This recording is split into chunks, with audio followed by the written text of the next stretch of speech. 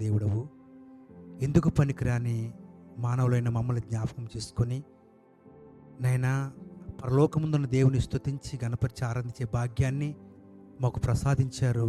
అందుకు వందనాలు తండ్రి. ఇప్పుడు వచ్చిన మేమందరం కూడా మరి ప్రారంభ ప్రార్థన నుండి ప్రార్థనలోనూ పాటల్లోనూ నైనా తండ్రి మిమ్మల్ని స్తుతించి గణపరిచి మీ మహిమకు కీర్తి కలిగినట్లుగా జీవించగలిగిన భాగ్యమును మీరు మాకు ప్రసాదించారందుకు వందనాలు చెల్లించుకుంటున్నాము తండ్రి. ఇప్పుడు వచ్చిన మేము మరొకసారి నేను నీ వాక్య ధ్యానం కలిగి ఉండాలని ఆశపడుతున్నాము.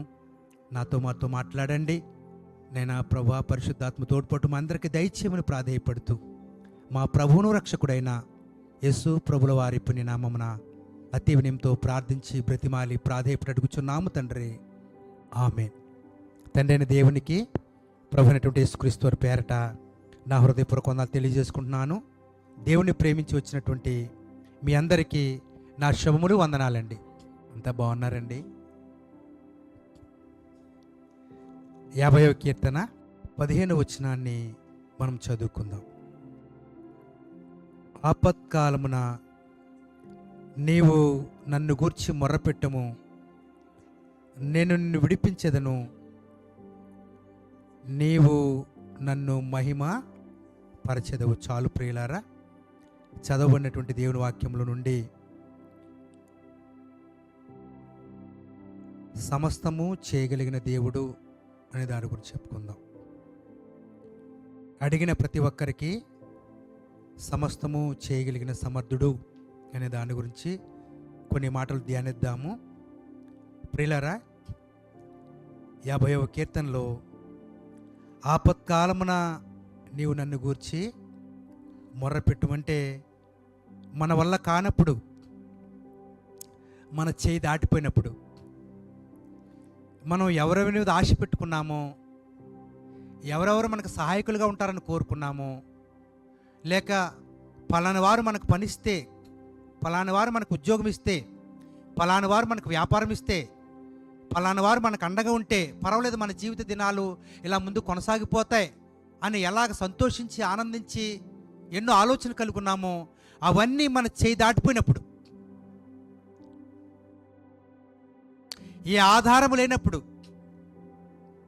అందరి మీద ఆధారపడ్డాము, అందరినీ నమ్ముకున్నాము, ఇలాగయిందేంటి అని ఆలోచన భావన మనకు కలిగినప్పుడు మనము ఆధారపడవలసింది దేవుని మీదనేనండి.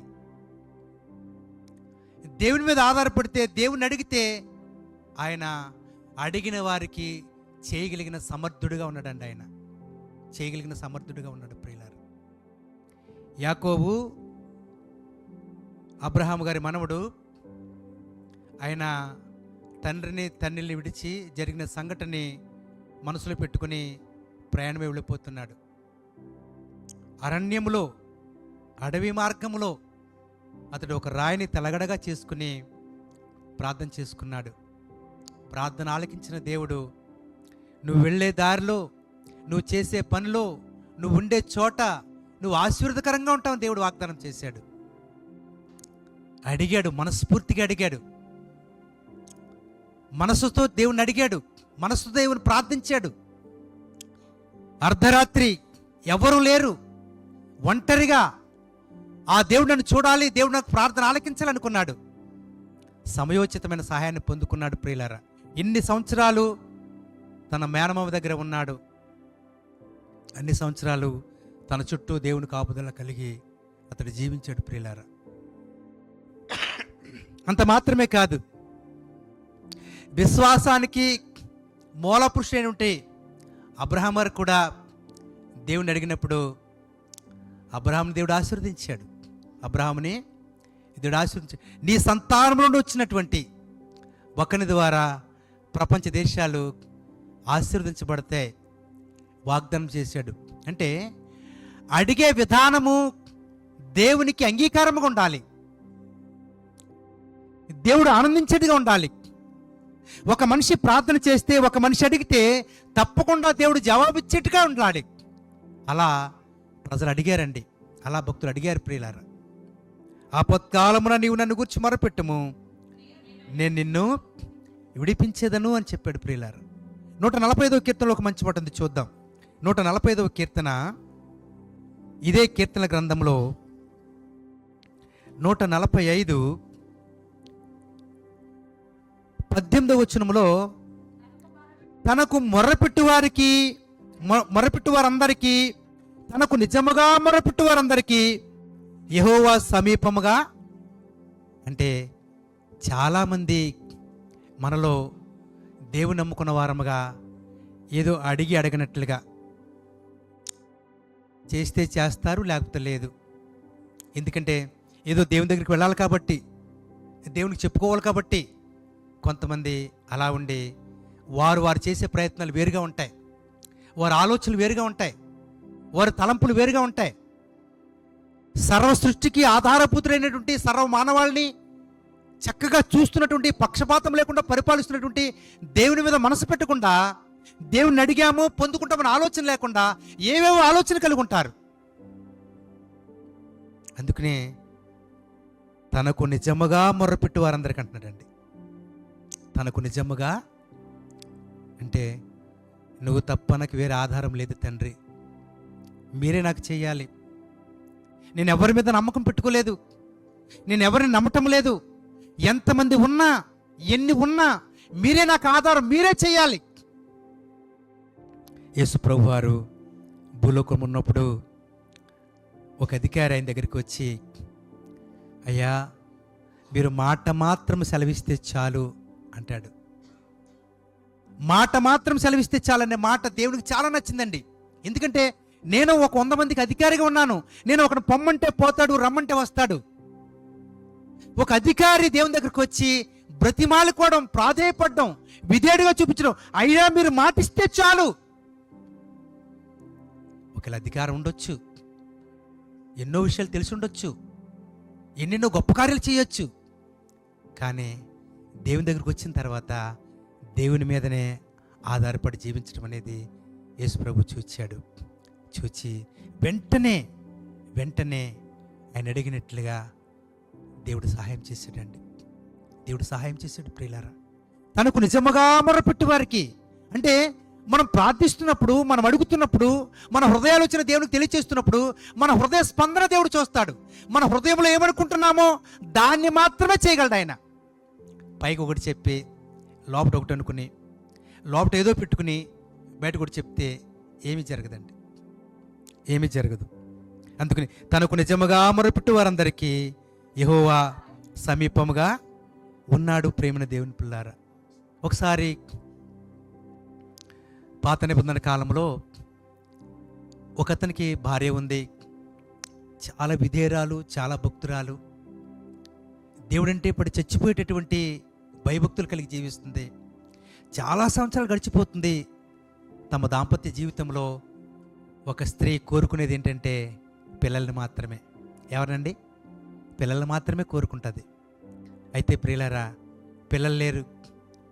పిల్లలు లేకపోతే పడిపడి ఏడుస్తుంది, ప్రార్థిస్తుంది, రోధిస్తుంది, ఉపవాసాలు ఉంటుంది. ఒకసారి 1వ సమూయేలు గ్రంథం తీసినట్లయితే, 1వ సమూయేలు గ్రంథము అందరం తీద్దాం ప్రియులారా. 1వ సమూయేలు గ్రంథము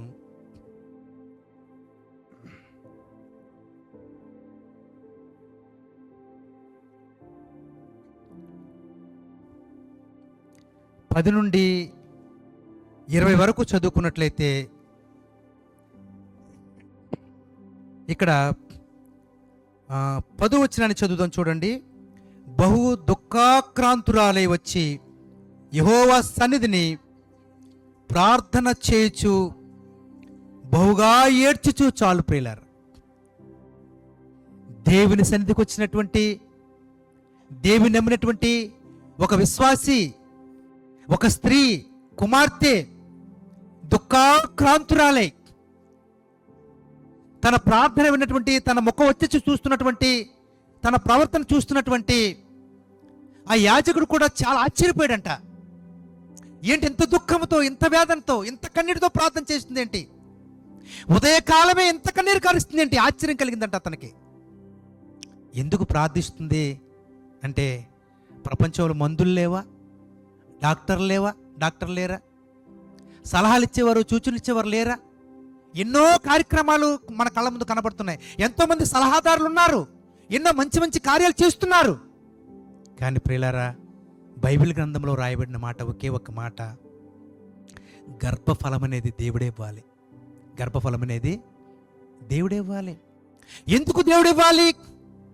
ఎందుకు దేవుని కోరుకోవాలి? ఎందుకు దేవుణ్ణి అడగాలి అంటే, ఏ వంక లేకుండా అన్ని అవయవాలు చక్కగా అమర్చి ఒక అందమైన కుమార్తెను, అందమైన కుమారుడును మన కుటుంబానికి ఎవరైతే మనం ఆశీర్వదించబడతామో, ఎవరైతే దీవించబడతామో, ఎవరుంటే మనకి మన జీవిత దినాలు సంతోషంగా ఆనందంగా గడుస్తాయో దేవునికి ముందే తెలుసు కనుక మనకి కాబోయే లేకపోతే మనకు రాబోయే పిల్లల్ని దేవుని అడిగి పొందుకోవాలి.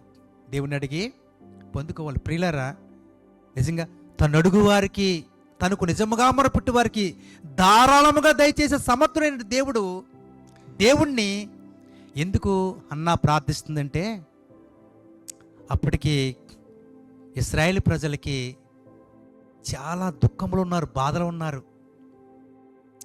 నడిపించేవారు, సరిచేసేవారు, న్యాయమైన మార్గాన్ని బోధించేవాళ్ళు, వారికి ప్రార్థనా జీవితాన్ని నేర్పించేవారు, వారికి మంచి సహవాసాన్ని నడిపించేవారు ఎవరు లేరండి. ఆ కాలంలో అన్నా ప్రార్థిస్తుంది. ఇశ్రాయేలు గోత్రాలని, 12 గోత్రాలని మనసులో పెట్టుకొని,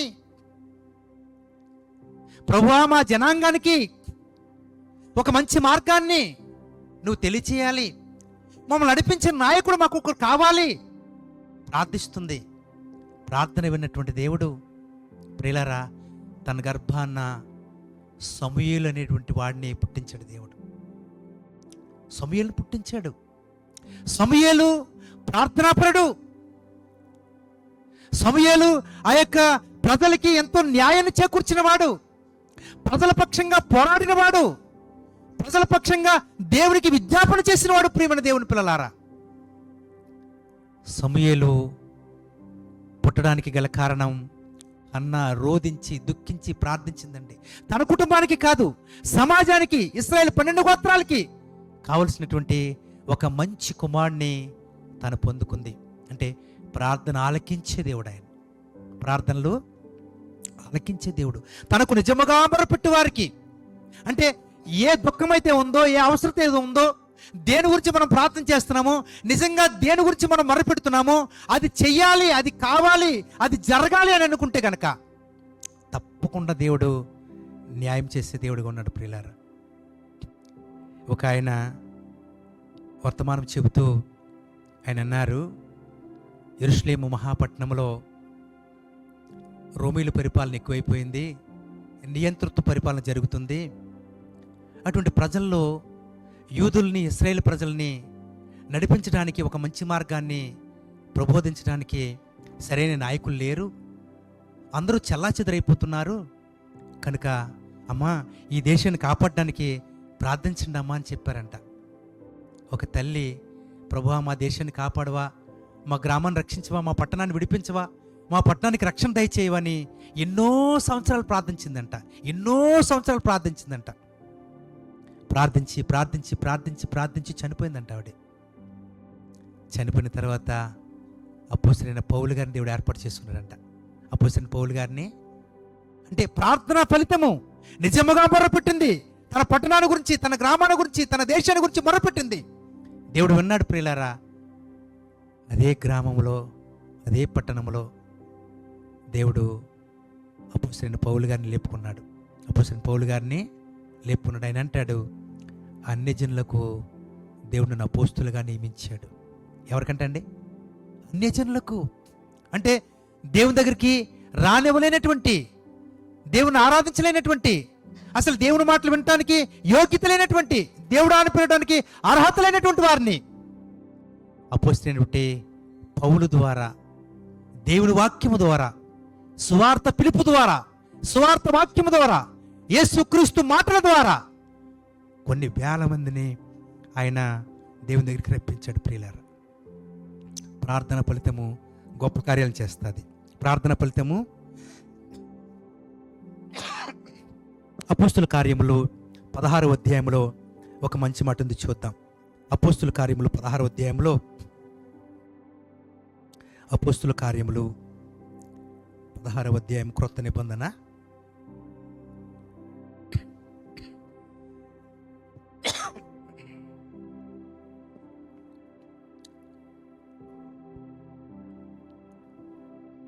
30 నుండి 34 వరకు చదువుకుంది. ఒక మాట వినండి నా మాట.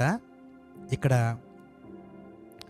జైలు అధికారి మారు మనసు పొంది దేవుని మాటలు విని దేవుని కొరకు బ్రతకడానికి, అంటే అక్కడ జరిగిన సన్నివేశం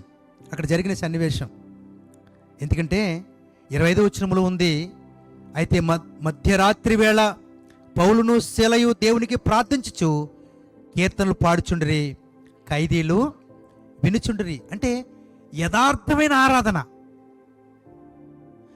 మనస్సుతో ఆరాధిస్తున్నారు వాళ్ళు. వాక్యమైనటువంటి సత్యమైనటువంటి దేవుని మాటల్ని పాటలుగా పాడుకుంటున్నారు, వాక్యాన్నే పాటలుగా పాడుతున్నారు. దుర్మార్గులు, కఠినులు, బండపారినటువంటి జీవితాలు కలిగిన వారు, లోకములో గౌరవ మర్యాదలు కోల్పోయి విశిక్షణ జ్ఞానం లేకుండా అందరి చేత ద్వేషించబడి ఇక్కడికి వచ్చారు, ఖైదీలుగా ఉన్నారు. వాళ్ళ దగ్గర దేవుని మాటలనే, వాక్యాన్నే పాటలుగా పాడుతూ ఉంటే ఖైదీలు మారిపోయారంటండి. యథార్థమైన ఆరాధన, యథార్థమైన పాట, యథార్థమైన మాట ఒక మనిషికి ఆదర్శంగా ఉంటుంది, ఒక మనిషికి మెలకువ దయచేస్తుంది, ఒక మనిషికి వెలుగు దయచేస్తుంది, ఒక మనిషిని సత్య మార్గంలో జీవింప చేస్తుంది. మనం జీవించి మనం మాట్లాడినప్పుడు ప్రియులారా, అపోస్తలుడైన పౌలు, శీల అలాగే ఉన్నారు. అందుకని ఖైదీలు మారిపోయారు. ఏం జరిగింది? అప్పుడు అకస్మాత్తుగా మహాభూకంపము కలిగెను, చెరసాల పునాదులు అదిరెను, వెంటనే తలుపులన్నీ తెరుచుకునెను, అందరి బంధకములు ఊడెను. అంతలో చెరసాల నాయకుడు మేలుకొని చెరసాల తలుపులన్నీ తెరిచినట్టు చూచి ఖైదీలు పారిపోయారు అనుకుని కత్తి దూసి తను తాను చంపుకొన. అమ్మో, ఎంతమందిని ప్రభుత్వ అధికారులకు అప్పగించారు. ఈ విపత్తు వలన అందరూ వెళ్ళిపోయారేమో, కనుక నన్ను ఎలాగ వర్తిస్తారు, నన్ను ఎలాగ చంపేస్తారు, వాళ్ళ చేతిలో చచ్చిపోయేదానికంటే నన్ను నేనే చంపుకోవడం మంచిది అనుకుంటున్నాడంట జైలు అధికారి. పౌలు మాట్లాడుతున్నాడు చూడండి ప్రియులారా. అప్పుడు పౌలు, నువ్వు ఏ హాని చేసుకోవద్దు, మేమందరమును ఇక్కడనే ఉన్నామని బిగ్గరగా. ప్రియులారా, జైలు అధికారి అంటే ఎవరికైనా ఇష్టం ఉండదు. ఎందుకంటే చాలా ప్రిన్సిపల్స్ ఉంటాయి. కొట్టడము, తిట్టడము, ఏ రూల్స్ పెట్టడము, మీరు ఎలా ఉండాలి, ఇలాగే తినాలి, ఇక్కడే ఉండాలి, ఇలాగే చేయాలని ఎన్నో బాధలు పెట్టి ఉంటాడు ఆయన. అటువంటి అధికారి చచ్చిపోవాలనుకుంటారు. పోన్లే, భలే చచ్చిపోస్తున్నాడు, భలే ఆ పీక కోసేసుకుంటున్నాడు అనుకుంటారు. కానీ చూచినటువంటి సౌలు గారు, అయ్యా మీరు ఏ హాని చేసుకోవద్దు, మీరు బ్రతకాలి, మేమందరం ఇక్కడే ఉన్నామండి. గోళ్ళ పడిపోయినా, తలుపులు ఊడిపోయినా, సంఖ్యలు తెగిపోయినా మేము ఎక్కడికి వెళ్ళలేదండి, ఇక్కడే ఉన్నాం. అంత మార్పు కొద్ది క్షణాల్లో, కొద్ది నిమిషాల్లో అంత మార్పు ఎలాగొచ్చింది అంటే వాక్యాన్ని పాటగా పాడుకున్నారు. యథార్థమైన మనసుతో దేవుని ఆరాధించేటటువంటి ఇద్దరు జైల్లో ఉన్నారు. అక్కడ ఇద్దరి వలన ఖైదీలకి వెలుగొచ్చింది, ఖైదీలకి మార్పు వచ్చింది. ప్రియులారా, మార్పు వస్తే అప్పుడు ఈ మాటలు విన్నటువంటి, ప్రేమ కలిగిన మాటలు విన్నటువంటి, మృదుత్వంతో కూడినటువంటి మాటలు విన్నటువంటి, అసలు ఈ జైలు అధికారి ఎన్నాళ్ళ బట్టి ఉద్యోగం చేస్తున్నాడో, ఎంతో మందిని చూస్తుంటాడు, ఎవరిలోనూ అటువంటి మాటలు నోటంట వినలేదండి. పౌలు గారు మాట్లాడుతూ ఉంటే, శీల మాట్లాడుతూ ఉంటే ఆ మాటలకి ముగ్ధుడైపోయి ఆ మాటలు హృదయంలో ఉంచుకొని అంటున్నాడు, అయ్యా మీరు చెప్పిన మాటలు ఇప్పటివరకు నేను వినలేదు.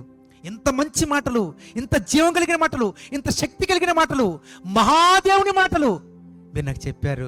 ఆ దేవుని నమ్ముకోవాలంటే, ఆ దేవుని మార్గంలో జీవించాలంటే, ఆ దేవుని కొరకు బ్రతకాలంటే నేనేం చేయాలి, నేనేం చేస్తే మంచిది? చూడండి అక్కడ 30వ వచనంలో, వారిని వెలుపులకు తీసుకుని వచ్చి, అయ్యలారా రక్షణ పొందుటకు నేనేమి. ప్రియులారా, ఒక జైలు అధికారి ఖైదీలుగా ఉన్నటువంటి, దెబ్బలు తిని రక్తాలు కారుతూ సంఖ్యలతో ఉన్నటువంటి ఆ పౌల్ని, శీలని, అయ్యలారా అంటున్నారండి. ఏమన్నారండి? మారిన బ్రతుకుల్లో మాట్లాడుకుంటాయండి. మారిన బ్రతుకుల్లో మాట్లాడుకుంటాయండి. పెద్ద చిన్న తేడా లేకుండా అందరినీ గౌరవించి మాట్లాడే మాటలు హృదయపూర్వకంగా వస్తాయండి. ఒక ఖైదీని పట్టుకుని అయ్యా అంటున్నాడంటే ఎంత ప్రేమగా పిలుపు చూడండి, ఎంత అధికారంతో ఎంత గౌరవంతో పిలుస్తాడో చూడండి ప్రియులారా. ఒక జైలు అధికారి. ప్రియులారా, మారితే మన మాటలు బాగుంటాయి. మారితే మన హృదయం నుండి యథార్థమైన మాటలు వస్తాయి. మారితే ప్రతి ఒక్కరిని చిన్న చూపు చూడకుండా గౌరవంగా మాట్లాడతాం. ప్రతి ఒక్కరు కావలసిన వారే. కావలసిన వారినే దేవుడు పుట్టించాడు. దేవుడికి అందరికి కావాలి. అందుకనే ఎవరు తీసివేయబడిన వారు కారు. కనుక లోకంలో బ్రతుకుతున్నామంటే కులాలను బట్టో, అధికారాన్ని బట్టో, ఉద్యోగాన్ని బట్టో, వ్యాపారాన్ని బట్టో, అందచందాలను బట్టో ఎవరిని తీసిపడేయద్దు. అందరినీ గౌరవించడం నేర్చుకోవాలి మనం. జైలు అధికారి అంటున్నాడు అయ్యలారా అంటున్నాడు. ఏమన్నారండి? అయ్యలారా, రక్షణ పొందుటకు నేనేమి చేయాలండి? ప్రియులారా, ఈనాడు చాలామంది దేవుని మాటలు వింటున్నారు. నిజంగా మరి డిసెంబర్ నెల 1వ తారీఖు నుండి దాదాపుగా జనవరి నెలలో అంటే 4-3 తారీఖుల వరకు మనకి ఎన్నో మీటింగ్లు జరిగాయి, ఎన్నో సువార్త కూటాలు జరిగాయి. సువార్తను గురించినటువంటి, యేసుక్రీస్తుని గురించినటువంటి ఎన్ని జీవం కలిగిన, శక్తి కలిగిన మాటలు నెలంతా మనం ఆయా వీధుల్లో, ఆయా కుటుంబాల్లో, ఆయా చోట్ల మనం వింటూ వచ్చాం. ఇలా విన్నటువంటి వారు అడగవలసిన మాట ఏంటంటే, అయ్యా మేము రక్షణ పొందటానికి ఏం చేయాలి? ఈ లోకంలో ఎంతకాలం బ్రతుకుతామో మాకు తెలియదు, ఎంతకాలం జీవిస్తామో మాకు తెలియదు. కనుక మేము, మా పిల్లలు, మేము, మా కుటుంబము రక్షణ పొందుకొని జీవిస్తే మాకు ఆనందంగా ఉంటుందండి, మాకు సంతోషంగా ఉంటుందండి. దేవుడు ఎప్పుడు పిలుచుకున్నా పర్లేదు, దేవుడు ఎప్పుడు లోకాన్ని విడిచిపెట్టమన్నా పర్లేదు. కనుక దేవుని కొరకు బ్రతుకుతామండి అనే మాట కావాలండి ప్రియులారా. ఒకవేళ తల్లిదండ్రులు తీసుకున్నారా, తల్లిదండ్రులు పిల్లల గురించి ఆలోచించాలి, పిల్లలకి చెప్పాలి. లేక అవనస్తులైన పిల్లలు తీసుకున్నారా, ఒక అమ్మమ్మ నాన్నమ్మ తీసుకోలేదా, వాళ్ళకి అర్థమయ్యేలాగా చెప్పాలి. రక్షణ ప్రాముఖ్యం.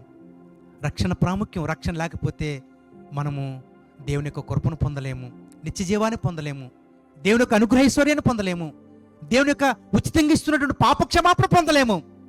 కనుక మీరు రక్షణ పొందాలి. రక్షణ ఉచితంగా ఇస్తున్నాడు, రక్షణ కొనక్కర్లొద్దు.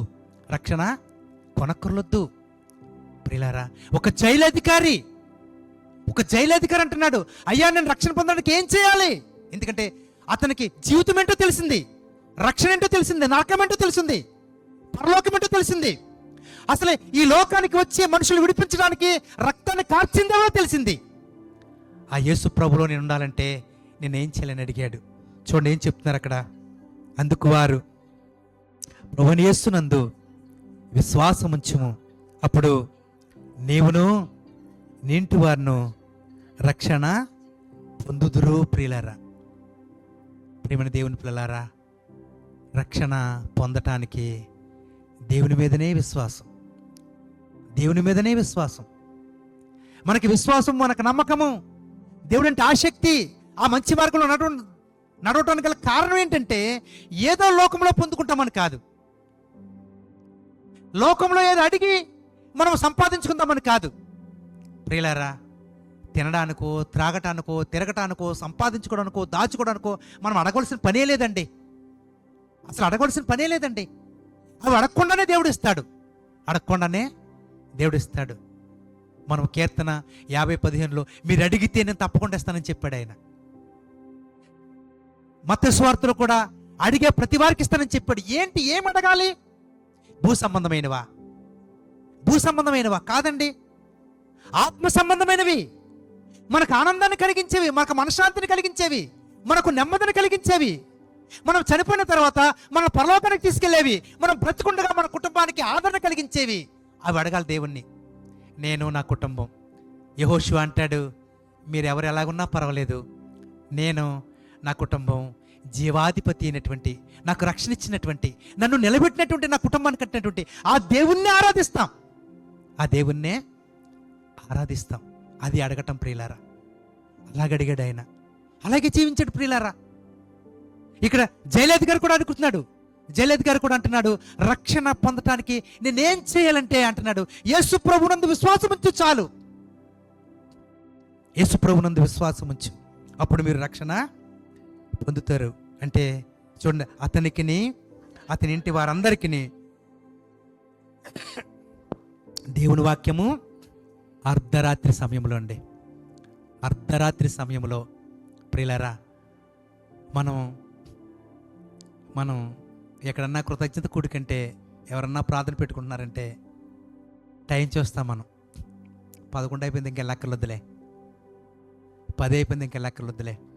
ఏమండి, రాత్రి కూడికల్లో 7 అయిపోయింది, ఇంకెళ్ళక్కర్లొద్దులే. హృదయం తెరవబడినటువంటి వారు, హృదయం దేవుని తట్టు తిరిగిన వారు, దేవుని కొరకు బ్రతకాలి, ఇంతవరకు బ్రతికింది చాలు, ఇంతవరకు చేసింది చాలు, ఇంతవరకు చూసింది చాలు, ఒక మంచి జీవితాన్ని జీవించాలనుకునే వారికి వారి హృదయంలో స్పందన కనపడుతుంది ప్రియులారా, స్పందన కనపడుతుందండి. తనతో పాటు తన ఇంటి వారందరికీ అంట, భర్త నమ్ముకుంటే భార్య, భార్య నమ్ముకుంటే భర్త, భార్య భర్తలిద్దరూ నమ్ముకుంటే పిల్లల్ని, కుటుంబం అంతా నమ్ముకుంటే అత్తమామల్ని, తల్లిదండ్రుల్ని దేవునిలోనే నడిపించాలంట. ఇంటి వారందరూ కూడా దేవుని దగ్గరికి వచ్చి దేవునితో తిరిగి మారు మనసు పొంది బాప్తిసం పొందారంట. బాప్తిసము పొందారంట ప్రియమైన దేవుని పిల్లారా. అడిగి పొందుకున్నారు వాళ్ళు. ఏమైతే అడిగారో వెంటనే దేవుడు ఆ పౌలు ద్వారా, శీల ద్వారా చేయించేశాడండి అక్కడ. ఎందుకంటే వారికి రక్షణ అవసరం. ఆత్మ సంబంధం అడిగారు, ఆత్మలు కాపాడుకోవడానికి అడిగారు, ఆత్మను రక్షించుకోవడానికి అడిగారు. దేవుడు వెంటనే చేశాడండి. అంటే మనం అడిగితే దేవుడు చేసేలాగా ఉండాలి. లూకాసు వార్త 23వ అధ్యాయము, లూకాసు వార్త 23వ అధ్యాయము, లూకాసు వార్త 23వ అధ్యాయము 43వ వచనం చదువుకుందామండి. 42 నుంచి కూడా 42 చదువుతాం చూడు. 42 ఆయనను చూచి, యేసు, నీవు నీ రాజ్యములోనికి వచ్చినప్పుడు నన్ను జ్ఞాపకము చేసుకొనుమనెను. అందుకైన వానితో, నేడు నీవు నాతో కూడా పరదేశంలో ఉందని నిశ్చయముగా నీతో చెప్పుచున్నాను. ప్రియులారా, అడగండి నేను ఇస్తాను, తట్టండి మీకు తీయబడుతుంది, వెతకండి మీకు దొరుకుతుంది అనే మాట భూ సంబంధమైనది కాదు అని చెప్తున్నాను నేను. భూ సంబంధమైన దాని గురించి మాత్రం ప్రభు మాట్లాడలేదు. యేసు నోటంటే వచ్చే మాటలో జీవం ఉంది, ఆత్మ ఉంది, అవి బయటకు వస్తున్నాయి. కాబట్టి ఆయనే మాట్లాడాడంటే భూ సంబంధం అడగండి ఆయన చెప్పలేదు ఆయన. ఎందుకంటే మనుషులంగా మన చదువులు, మన తలాంతు, మన అర్హత, మన కేటగిరీ, ఏం పని చేసుకోవాలో మనకు తెలుసు, ఏ వ్యాపారం చేయాలో మనకు తెలుసు, ఏ ఉద్యోగం చేయాలో మనకు తెలుసు, ఏ అధికారంలో ఉండాలో మనకు తెలుసు. అటువంటి జ్ఞానము, తెలివి, బుద్ధి మన కుటుంబాలను పోషించుకోవడానికి, మన బ్రతకడానికి దేవుడు ఇచ్చాడు. ఇలా బ్రతుకుతూనే, కుటుంబాలతో ఉంటూనే, పనిపాట్లు చేసుకుంటూనే మనం ఆత్మ సంబంధమైన దాని గురించి అడగాలంట. దేని గురించి అంటండి? ఆత్మ సంబంధమైన దాని గురించి మనం అడగాలి, మనం ప్రార్థించాలి, మనం దేవుని దగ్గరికి రావాలి. కానీ మనం అడిగే విధానం వేరుగా ఉండాలి. ఏమండి, యేసు ప్రభుని సిలువేశారు. కుడివైపున ఎడవైపున 2 దొంగలు ఉన్నారు. 2 దొంగలు తప్పు చేశారు.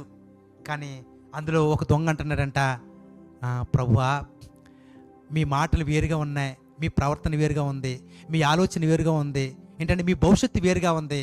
కనుక మరలా మీరు ప్రజలకు చెప్పిన మాటల్ని నేను జ్ఞాపకం చేసుకుంటున్నాను. మరలా మీ రాజ్యంలో నన్ను జ్ఞాపకం చేసుకుంటారా?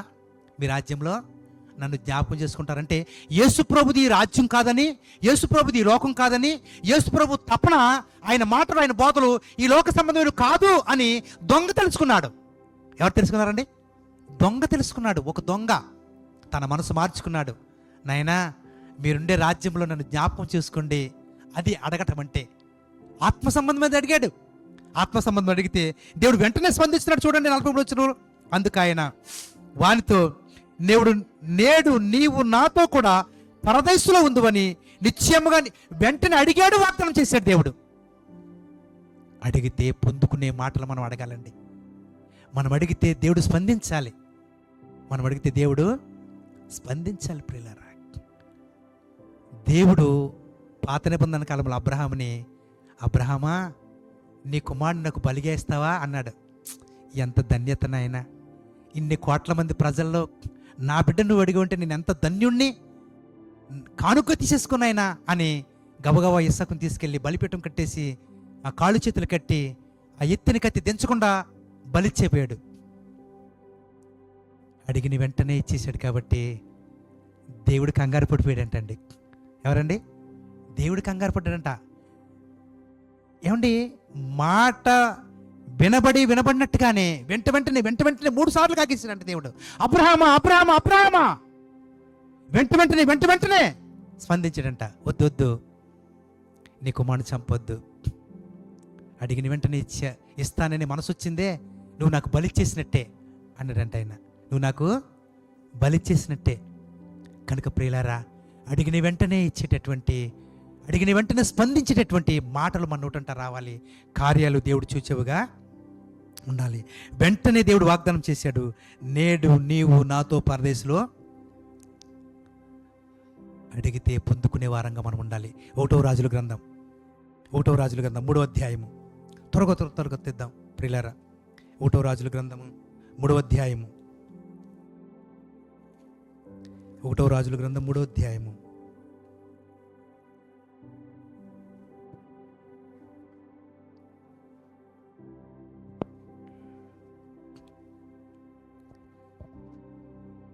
పది నుండి 15 వరకు చదువుకుందాం. కానీ ఒక మాట చదువుకుందాం ప్రియులారా.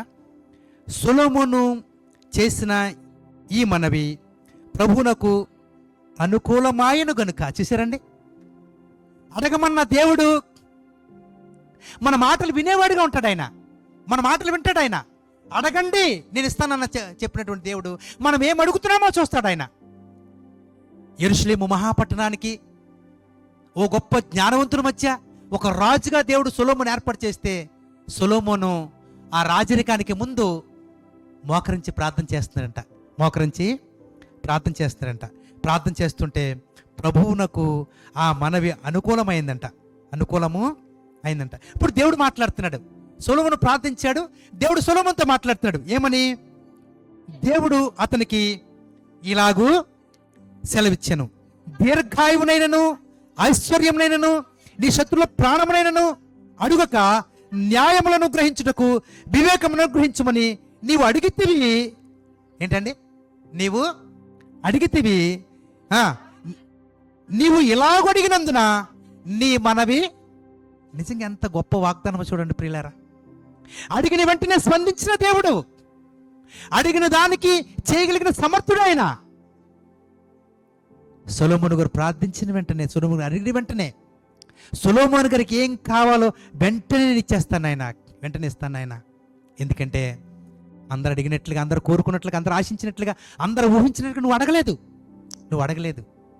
లోకంలో మనిషికి కావాల్సింది వెండి బంగారాలు, అష్టైశ్వర్యాలు, స్థలాలు, పొలాలు, ఉద్యోగులు, అధికారాలు, ఇవి కావాలి మనిషికి. ఇవి ఉంటే ఏం పర్లేదు అనుకుంటారు. ఇవి ఉంటే ఏం పర్లేదు. చాలామంది అంటారు, ఏమండి చిన్న ఉద్యోగం ఉంటే చాలండి, చిన్న వ్యాపారం ఉంటే చాలండి, చిన్న పని ఉంటే చాలండి, ఒక 10 సెంట్ల పొలం ఉంటే చాలండి, 1 ఎకరం పొలం ఉంటే చాలండి.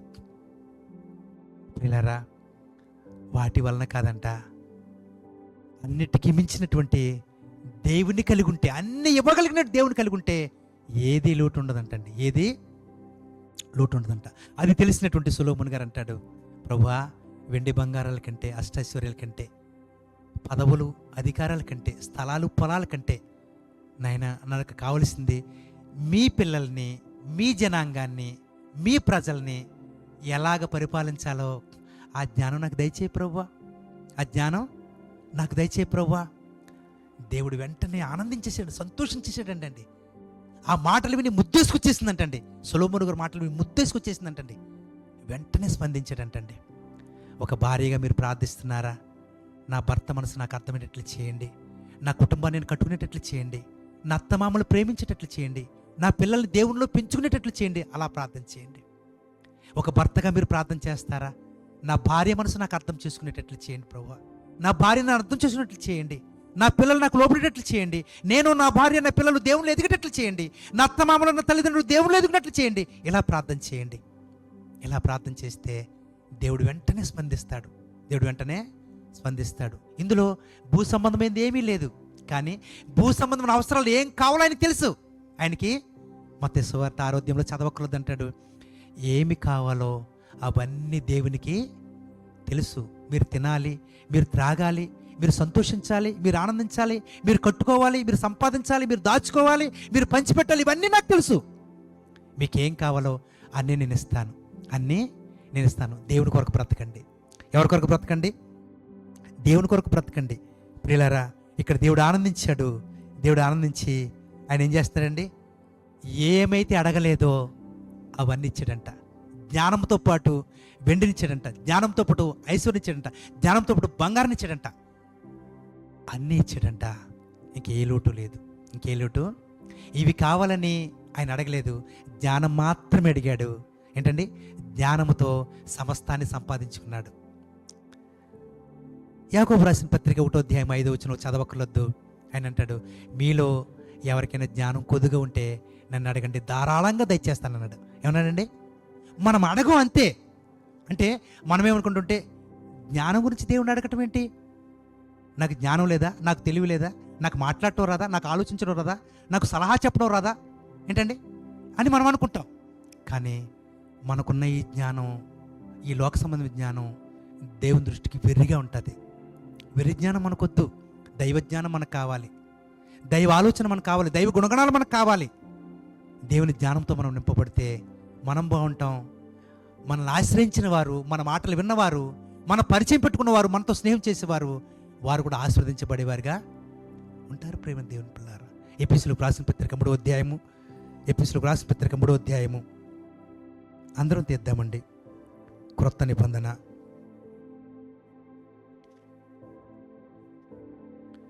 ఎఫెసీయులకు రాసిన పత్రిక 3వ అధ్యాయము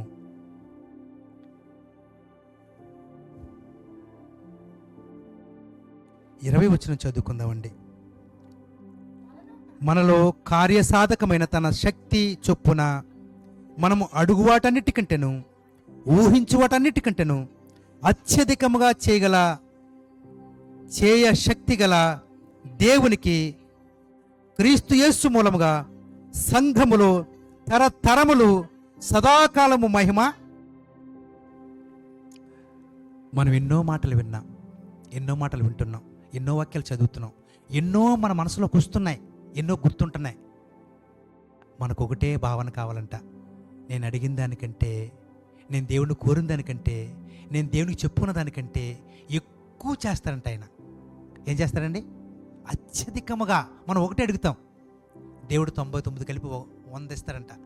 అది యథార్థమైనటువంటి ఆలోచన అయితే, అది మంచి మాట అయితే, అది నీకు నీ కుటుంబానికి ఉపయోగకరం అయితే, నీ ప్రజల క్షేమం కొరకైతే, నీ కుటుంబ క్షేమం కొరకైతే దేవుడు తప్పకుండా 100 రెట్లు నీకు దయచేసేవాడిగా ఉంటాడంటండి. అడుగు వాటన్నిటికంటేనన్నాడు, ఊహించు వాటన్నిటికంటేను. ప్రియులారా, మనం ఏం అడుగుతున్నాం? 1, 2 అడుగుతాం అంతే. ఏదో మనం 1, 2 ఊహించుకుంటూ ఉంటాం. ఎక్కడికో వెళ్ళాలి, ఏదో చూడాలి, ఏదో కొనాలి, ఏదో తినాలి, ఏంటండి ఏవేవో కొన్ని దేవునికి చాలా చిన్నవి అడుగుతాం మనం. కానీ దేవుని ఆలోచన చాలా గొప్పది. దేవుడి ఆశీర్వాదం చాలా గొప్పది. ప్రియులారా, చిన్న చిన్నవి ఆయన ఇవ్వడో, చిన్న చిన్న ఆశీర్వాదాలు ఆయన ఇవ్వడో.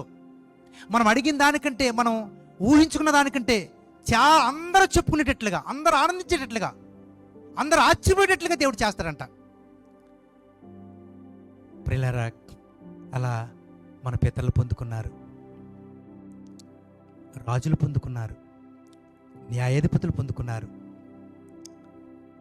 ఇశ్రాయేలు 12 గోత్రాలను ఏలినటువంటి యాజకులు పొందుకున్నారు. ప్రియులారా, క్రొత్త నిబంధన కాలంలో యేసుక్రీస్తు ద్వారా మీరేమడిగినా యేసుక్రీస్తు నామములో అడగండి అంటున్నాడు ఆయన. యేసుక్రీస్తు నామములో అడగండి, ధారాళంగా చేస్తానని చెప్తున్నాడు ఆయన. ధారాళంగా ఇచ్చే దేవుడు. మనం అడిగే నోటి మాట వాక్యానికి సరిపోవాలి. మనకి క్షేమంగా ఉండాలి, మన ఆత్మ రక్షించబడాలి, ఇతరులకు క్షేమాన్ని ఇచ్చేదిగా ఉండాలి, ఇతరులకి చీకటిని పారద్రోలి వారిని వెలుగులోకి నడిపించేదిగా ఉండాలి. సొలొమోను అలాగే అడిగాడు, నీ ప్రజల్ని పరిపాలించడానికి నాకు జ్ఞానం మాత్రమే కావాలన్నాడు. ఒకే ఒక్క మాట అండి. ఆ మాట ద్వారా మరి మీరు చదివారో లేదో, మీరు విన్నారో లేదో తెలియదు, కానీ ప్రపంచంలో సొలొమోనంత ధనవంతుడు, సొలొమోనంత జ్ఞానవంతుడు తనకి ముందుగానే తన వెనకగానే ఎవరు ఉండరంట. అలా దీవించాడు. ప్రియులారా, అలా మనం అడిగే వారంగా ఉండాలి, అలా పొందుకునే వారంగా ఉండాలి.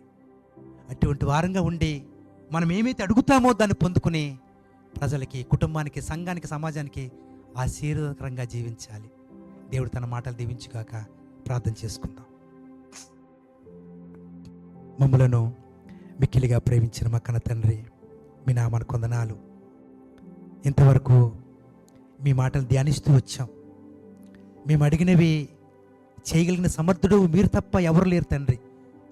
మీ మీదనే ఆశ పెట్టుకుని, మీ అందే విశ్వాసం ఉంచి, మీ అందే నమ్మకంతో మా నోటి వచ్చే మాట దేవునికి అంగీకారంగా ఉండేటటువంటి మాటలు మేము మాట్లాడి పొందుకోవడానికి పరిశుద్ధాత్మ తోడ్పాటు మాకు దయచేయమని, సంఘంలోను సమాజంలోను మీరు కోరుకున్నట్టుగా బ్రతకడానికి ఆత్మ సంబంధమైన జీవితాలు మాకు దయచేయమని ప్రాధేయపడుతూ మమ్ముగా మీ చేతనకు అప్పగించుకుంటూ జరిగిన కార్యాలని క్రమముగా మర్యాదగా కొనసాగించడానికి మీ కృప, మీ కాపుదలు మెండుగా అనుగ్రహిస్తూ రమ్మని యేసు ప్రభువారి పుణ్యనామమున దేవునితో ప్రార్థించి బ్రతిమాలి ప్రాధేయపడి అడుగుచున్నాము తండ్రి.